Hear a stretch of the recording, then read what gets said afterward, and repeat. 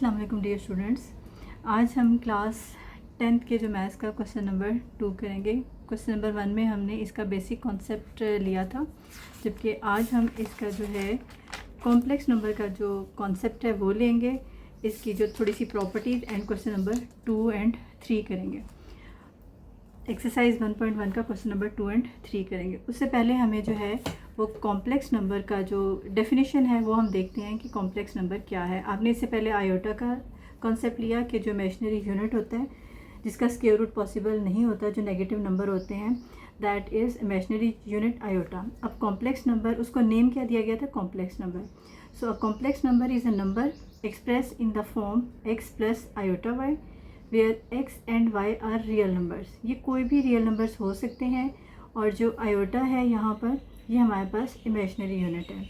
यहाँ पर जो है x जो है कोई भी इसका रियल पार्ट है, और y जो है इस कॉम्प्लेक्स नंबर का इमेजिनरी पार्ट है। जब भी आपको कहा जाएगा रियल और इमेजिनरी पार्ट को आइडेंटिफाई करें, तो x जो है वो रियल पार्ट है और y जो है वो हमारे पास इमेजिनरी पार्ट है of the complex number.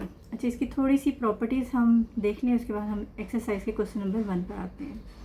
If x is equal to 0, यहाँ पर अगर ये x आपके पास 0 होगा कॉम्प्लेक्स नंबर में, तो ये इसका प्योर इमेजिनरी पार्ट होगा, राइट। अगर रियल नंबर आपके पास 0 हो जाएगा तो ये x 0 है, तो ये आपके पास कंप्लीट 0 होगा। और जो आपके पास y के फॉर्म में आएगा, यानी ये चीज़ तो आपके पास नहीं होगी, तो ये आपके पास प्योर इमेजिनरी पार्ट होगा। If y is equal to 0, the complex number is said to be the real part. यानी y अगर यहाँ पर 0 होगा तो हमारे पास जो कॉम्प्लेक्स नंबर होगा वो x की फॉर्म में सिर्फ होगा, तो वो रियल पार्ट होगा। अगर y 0 होगा तो वो रियल पार्ट होगा कॉम्प्लेक्स नंबर का। अगर x 0 होगा तो वो हमारे पास इमेजिनरी पार्ट होगा। So the standard rectangular form of the complex number x z की फॉर्म, z से हम इसको रिप्रेजेंट करते हैं, x plus iota y is equal to z। तो जो इसका रियल पार्ट ऑफ z होगा वो हमारे पास x होगा, और जो इमेजिनरी पार्ट ऑफ z होगा वो हमारे पास y होगा।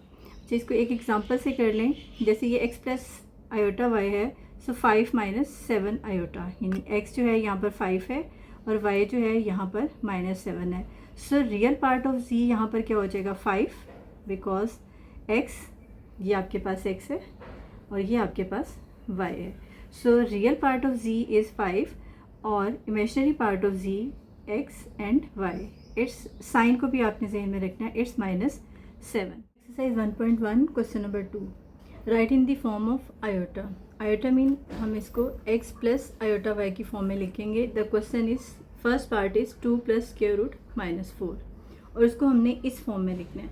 अब रियल पार्ट तो आपके पास है 2, और यहाँ पर ये जो आयोटा y है इसको, यानी स्क्वायर रूट -4 को हमने ये इस आयोटा y की फॉर्म में लिखना है, राइट। अब स्क्वायर रूट -4 इसको हम आयोटा की फॉर्म में कैसे लाएंगे? बिकॉज हमें पता है आयोटा किसकी इक्वल है? स्क्वायर रूट -1 के।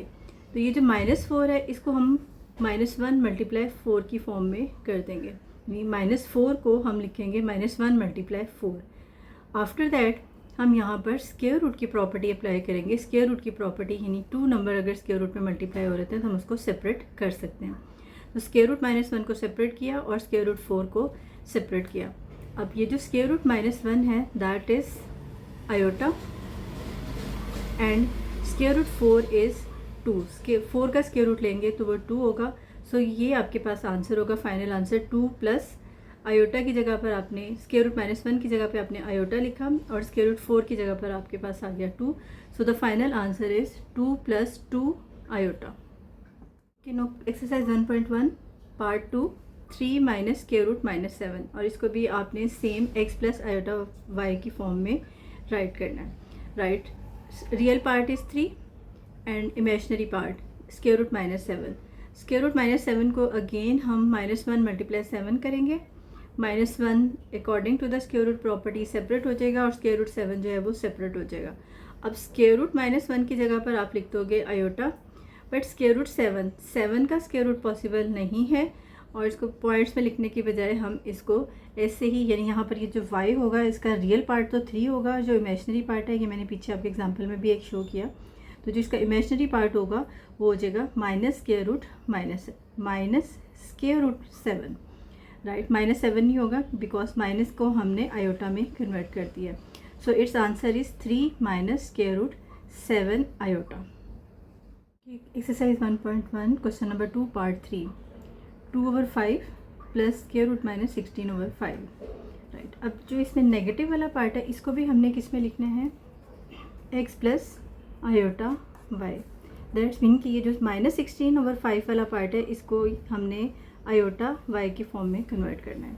रियल पार्ट तो आपके पास वैसे ही हो गया, राइट। सेम जो स्क्वायर रूट -16 है तो उसको हम -1 × 16 में कन्वर्ट कर देंगे। बाकी पार्ट आपका सेम एज इट इज़ ही हो जाएगा।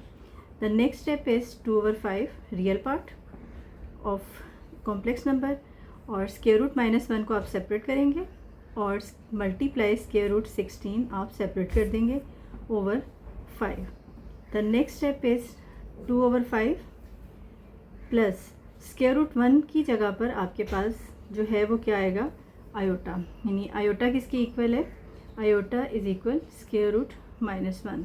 तो यहाँ पर आप लिख दोगे -1 और 16 का जो स्क्वायर रूट है वो आपके पास है 4।